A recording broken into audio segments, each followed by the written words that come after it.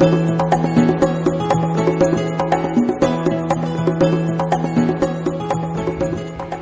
everyone, Kathy at North Star Prepsteader.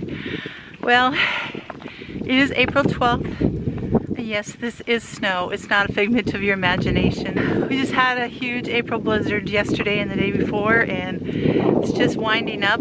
Still snowing a little bit, so I can't have the camera out for very long.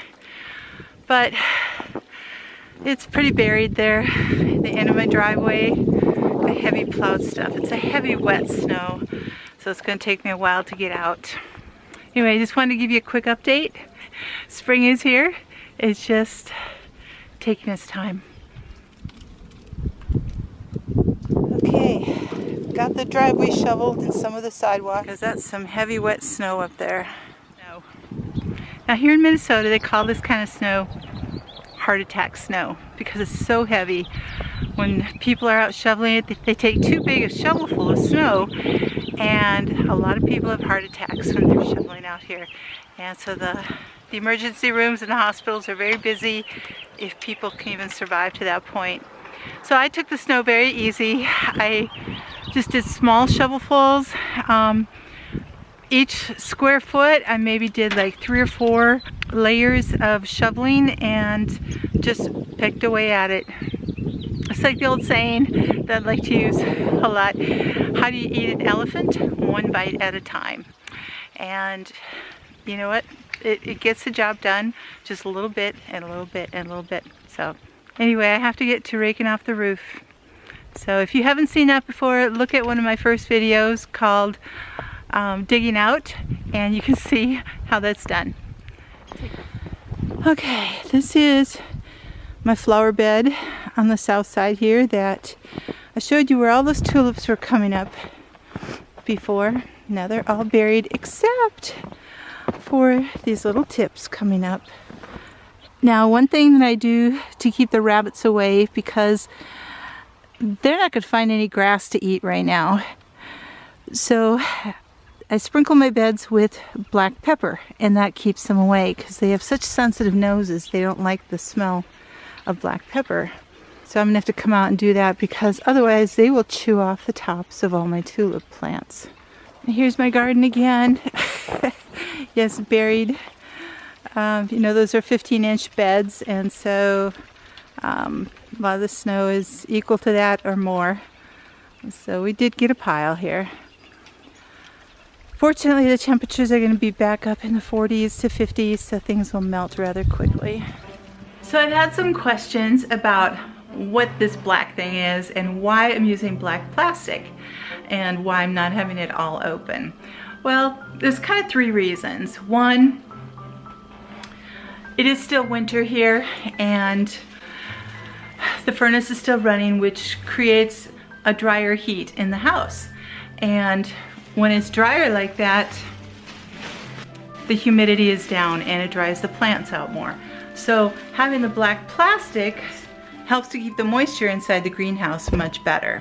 And as you can see, even though it's not in direct sunlight, there's a lot of light coming in here. And so while the plants are little and trying to grow, I don't want them searching and reaching for light off the side of the greenhouse until they're a little bit bigger. So right now I've got the sides blocked off so my lights under here can give as direct a light and fake sun as it needs. So you can see that these are doing very, very well here. They're growing nice and straight and tall, and I've got 2 lights set up under here. Also the chains that I have in here, I can continue to raise up as the plants get taller. And I'm gonna have to do that pretty soon. Not with this shelf, but with this one. Because right now, the tomatoes are doing great. And look at that. They're doing so wonderfully. There's one over here that's getting really tall, so I need to start raising that up a little bit. So I do really want them to have some direct sunlight. Now as these get bigger, I can take them out of the black plastic. In fact, I can take them out of the greenhouse altogether and let them get let them get a little bit more light. And the third reason that I keep it covered is because this is directly in my line of sight when I'm working, and the glare is really harsh. It's hard on my eyes. So keeping it covered when the fan isn't going is very, very helpful to me. So the other concern I've heard about is that they're not getting any wind and any air movement around there. Well, let me show you what I have set up.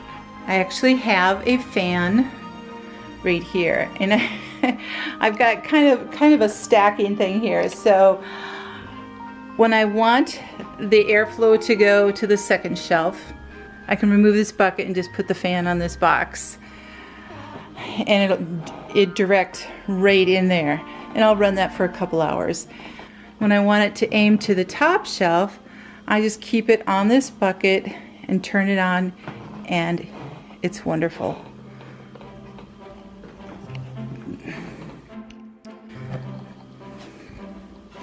So I can just put it on fan. This is a heater, but it can do fan, just air temperature too.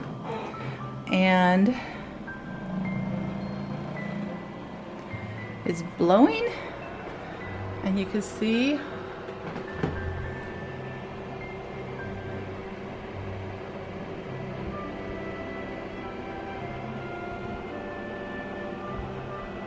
the plants are wiggling around and having a good time. And from here, even the tomatoes are getting a little bit of a breeze. So they're all doing very, very well. They're healthy. They're not stressed at all. They're enjoying this environment. I still have some down in my big starter box because they're just starting to come up. My peppermint is just coming up here. There's some peppers I can start transplanting pretty soon. Because all of those are a longer germination rate, I want to keep them enclosed a little bit more. So they have got this rig with a light right over them, but still in the container. So things are coming along. I will be doing some more seeds pretty soon. So those are my reasons for using the black plastic. It's worked out really well, and it sure was cheap, just using a couple plastic bags. And I'm hoping that pretty soon I can take those off. So if you have any questions about what I do, please feel free to leave them in the comments, and I'll see if I can answer those for you. You know, not only does everybody have like slightly different ways of gardening and of planting and of growing them, everybody's growing season is different, everybody's home is different, everybody's climate is different. So don't stress about trying to do things exactly like somebody else, unless of course maybe you're like neighbors or something like that, and what works for them should work for you.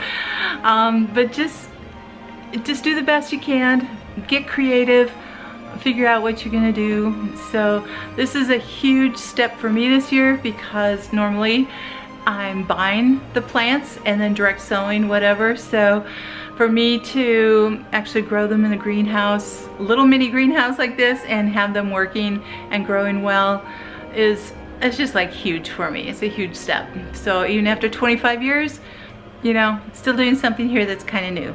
I am going to show you how to do your own Easter egg dyeing, and but that'll be on the next video. But because the snowstorm was current and big news, which just ended yesterday, I wanted to get with you right away. Things are melting out there. They're already coming around. So you guys take care, God bless, and always have hope in everything that you do and everything in life. And just have a wonderful, wonderful day, and we'll see you in a couple days. Bye-bye.